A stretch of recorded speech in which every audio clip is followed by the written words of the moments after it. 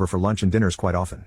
They have now been dating for 3 years and she would sometimes come over and help my daughters out with college stuff or just come over to hang out with them. I love her as family and have told her so. 4 weeks ago she came over and when I opened the door the first thing I saw was that she had a busted lip, and a black eye, and her eye seemed to be dyed in blood. I immediately took her in and helped her. My daughters were also alarmed when they saw her, and when we asked her what happened she told us that my son was the one who did it to her. I cried at hearing that and I hugged her and begged her for my forgiveness. She told us all about it and apologized for not telling us sooner. This wasn't the first time he had hit her. I've asked her if she has told her parents or the cops and she said that we were the first person she felt like going to. I cried. I reassured her that she was safe there and not to worry. I asked my daughters to clean up a spare bedroom for her as she would be staying. I cannot describe how I was feeling, but you guys can imagine it. I spent hours just staring at the black TV screen looking at my reflection. A few days after she came to us I invited my son over for dinner.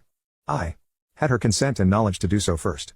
My son came over and I've instructed my daughters to keep her in their rooms and to pretend they weren't there. She was with them as well in their rooms.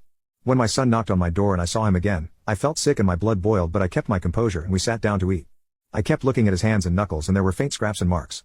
I asked my son basic questions trying to seem normal and nice. But the whole time I didn't see him as my son anymore, I saw him as my father and I didn't like that feeling.